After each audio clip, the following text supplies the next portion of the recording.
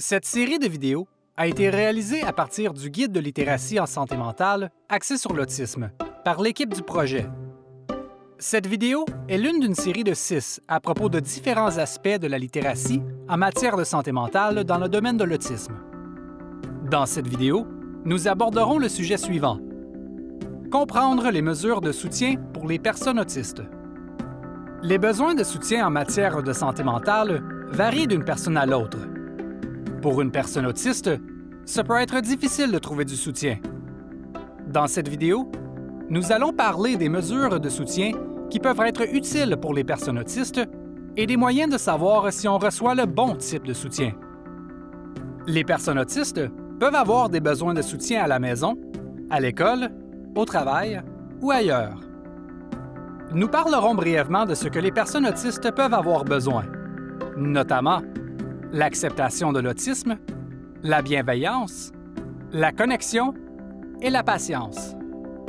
L'acceptation de l'autisme signifie accepter l'autisme et les différences des personnes autistes. Ce n'est pas seulement la sensibilisation, c'est d'accepter les gens comme ils sont. L'acceptation inclut la compréhension que l'autisme présente des variations.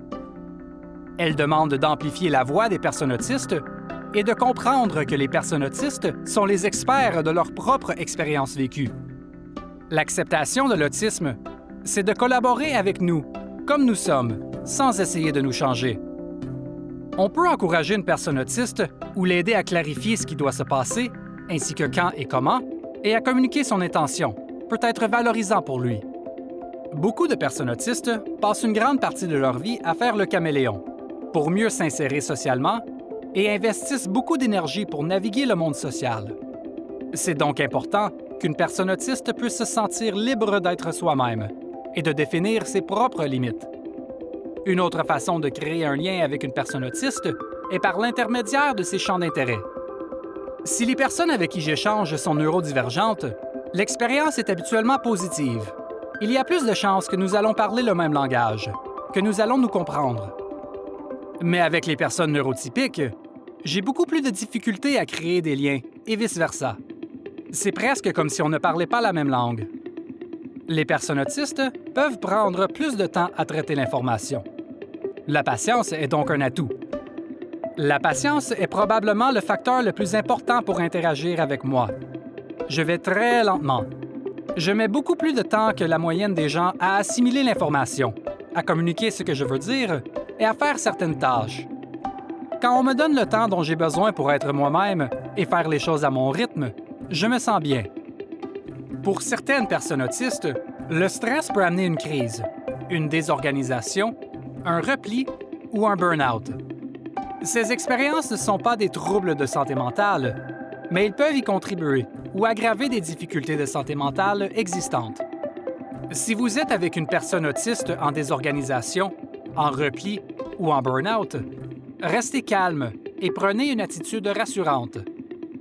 Donnez-lui l'espace et du temps et soyez à l'écoute de ses besoins. Ce qui m'aide beaucoup, c'est quand on m'offre un verre d'eau. C'est une bonne idée de demander à l'avance à une personne autiste si elle a des instructions en cas de crise. Ce peut être aussi une carte informative ou un bracelet Médic-Alert. Certaines personnes autistes ne sont pas capables de parler, particulièrement en cas de crise. Si nécessaire, et si possible, aidez la personne à se rendre dans un lieu sûr, sans lumière forte, sans bruit fort et loin des gens. Soutenir les personnes autistes, c'est les aider à exprimer leurs besoins, à défendre leurs droits et à faire valoir leurs intérêts ou à accéder aux services nécessaires. Un allié des autistes, c'est quelqu'un qui fait valoir la voix des personnes autistes et qui ne parle pas à notre place ou plus fort que nous. C'est quelqu'un qui est capable de laisser son privilège de côté et de défendre réellement les voix et les vies des autistes. C'est important de savoir si la défense des droits est appropriée en contexte. Être un bon allié, c'est aussi de savoir passer le micro à une personne autiste et à l'encourager à l'utiliser. Il y a plusieurs façons d'être une personne alliée des autistes. Par exemple, considérer la défense des droits comme étant un partenariat avec les personnes autistes. Établir des relations de confiance avec des personnes autistes. Soutenir les défenseurs des droits autistes. Demander à la personne autiste si elle a besoin de soutien et de quel type. Vouloir se renseigner sur les droits des personnes autistes, la défense de leurs droits et du militantisme. Un allié des autistes, c'est quelqu'un qui donne priorité aux voix autistes et les amplifie. Peu importe sous quelle forme ou sur quelle plateforme ces voix existent. Un allié, c'est quelqu'un qui défend les droits des personnes autistes à nos côtés. Les personnes autistes peuvent trouver du soutien de plusieurs façons. Certaines personnes trouvent du soutien dans les groupes en ligne, auprès d'organismes ou de groupes de soutien dirigés par des personnes autistes, ou en lisant des livres, des revues ou des blogs écrites par des personnes autistes. C'est important de ne pas oublier que, même si les interactions en ligne sont une façon de tisser des liens, il faut se protéger et savoir se déconnecter. Le meilleur soutien, pour moi, vient de la communauté. La communauté autiste comprend les personnes autistes. Je gère plusieurs groupes de soutien et groupes communautaires en ligne, et c'est dans ces groupes que j'ai trouvé les meilleurs conseils. Il y a beaucoup de variétés, alors si un groupe ne convient pas, un autre sera bien. Les personnes autistes en ligne sont une excellente ressource, car il y a peu de groupes qui se rencontrent en personne. Bon nombre de problèmes de santé mentale viennent de ne pas avoir de contact avec d'autres personnes autistes. Alors se rencontrer en ligne, partager ses expériences et ses trucs d'autogestion ont un effet très positif sur l'estime de soi. Savoir que des gens comme nous entendent, nous comprennent et nous soutiennent, c'est l'idéal. Que ce soit en forgeant des relations ou en trouvant du soutien, choisir avec qui on partage de l'information et à qui on demande du soutien est un choix bien personnel. À vous de décider avec qui et quand vous voulez partager de l'information. Un bon soutien dépend de la relation avec une personne de confiance ou avec un ou une spécialiste. Voici quelques aspects à considérer avant de choisir une personne de soutien ou spécialiste. C'est important de se sentir compris et en sécurité avec cette personne. Faites confiance à votre jugement pour décider si la personne vous convient ou non. Ce n'est pas grave si on n'aime pas un ou une spécialiste. On peut toujours trouver quelqu'un d'autre.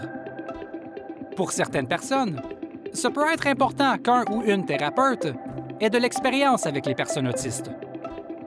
C'est très correct de leur poser la question.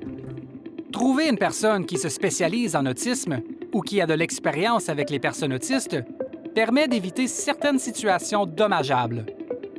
Ces thérapeutes acceptent les traits autistes et comprennent la complexité de l'esprit autiste. Ils ne rabâchent pas les mêmes tactiques qui fonctionnent pour les personnes neurotypiques. Quand vous êtes à la recherche d'une personne de soutien ou d'un ou une thérapeute pour vous aider en cas de difficulté en santé mentale, recherchez les qualités suivantes. Cette personne vous demande votre consentement aux besoins et s'applique à comprendre les raisons de vos émotions ou de vos actions. Elle accepte vos traits autistes. Elle fait preuve de franchise et de patience. Elle vous donne de l'information pertinente pour que vous puissiez prendre des décisions éclairées au lieu de prendre les décisions à votre place. Vous devrez aussi surveiller les caractéristiques ou les comportements négatifs suivants. La personne vous critique ou met en doute votre diagnostic d'autisme. Elle ignore ce que vous lui communiquez et votre vécu. Elle essaie de corriger vos traits autistes. Elle ne veut pas faire d'adaptation pour répondre à vos besoins. L'acceptation et la compréhension des différences des personnes autistes peuvent rendre le soutien plus accessible et plus aidant. Les besoins de soutien des personnes autistes peuvent varier. Obtenir du soutien peut prendre du temps. Pour plus d'informations et de détails à propos des mesures de soutien pour les personnes autistes, consultez le guide de littératie en santé mentale axé sur l'autisme. Savoir, c'est pouvoir. Ce projet est financé par l'Agence de la santé publique du Canada.